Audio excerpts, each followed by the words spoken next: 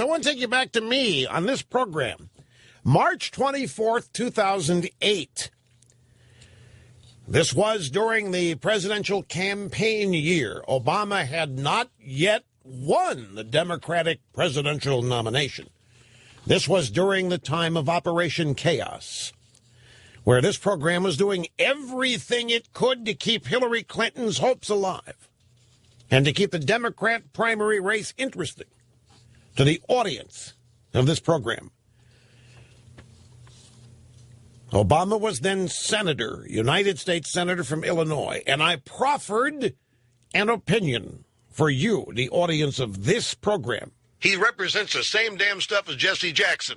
There's no difference. I'm convinced of it now. There's no difference in Obama and Al Sharpton. There's no difference in Obama and Jesse Jackson. Just Obama had a much better mask than those guys. Those guys were argumentative and challenging, and Obama was pleasing and contrite and so forth. So that's 2008. It's just to set up what comes next. That Obama and Jackson and Sharpton, the same objectives, same mindset, same cultural references, same views of America. I believed it then, and I know it now. So Friday afternoon in Washington, the daily press briefing, Obama shows up. Without a teleprompter, by the way, and the drive-bys, which you'll hear in a moment, were ecstatic. The drive-bys were beside themselves with happiness and joy and glee because Obama came out and actually sounded coherent without a prompter. And there's a reason for that, by the way. Here's the first of two sound bites we have from DePrez. When Trayvon Martin was first shot, I said that this could have been my son. Another way of saying that is Trayvon Martin could have been me 35 years ago. There are very few African-American men in this country who haven't had the experience of being followed when they were shopping in a department store. That includes me. There are very few African-American men who haven't had the experience of walking across the street and hearing the locks click on the doors of cars. That happens to me, at least before I was a senator. Okay, so that happened on Friday afternoon when I was in a sauna called a golf course in Connecticut, and I had no idea it had taken place. So Friday night, as part of this weekend tournament festival, there is a heavy hors d'oeuvre and cocktail party at the club. Showed up with my hosts and making the rounds and talking to people. And somebody in a group, but a very famous lawyer, I will not tell you who, because this, everything, I always assure people that what they say to me, unless they say otherwise, is confidential.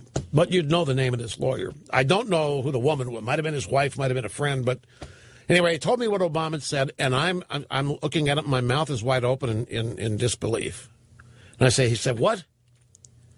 And then it was repeated for me. And then a woman, this is very interesting, to me anyway, as one who studies life or lives life by observing it, woman said, yeah, and you know, he had a point. It could have been Obama 34 years ago. And folks, I came close to losing it. I realized I was a guest, and I dialed it back somewhat. And I said, yeah, but it didn't. What is all of this could have, would have, might have? It didn't happen to him. What happened to Trayvon Martin did not happen to him, probably because he never did what Trayvon Martin did. It didn't happen to Obama. This is a blatant attempt. It's exactly what Dr. Shelby Steele is talking about. Why are these people so invested in Trayvon Martin? Here's the president talking about this. Could have been him 34 years ago. It could be him tonight if he's in Chicago. If he's a kid in Chicago today, it could be him. What is this? It could have been Trayvon Martin. Could have been me 34 years ago. It is countless black kids today. Except the perps are not George Zimmerman's.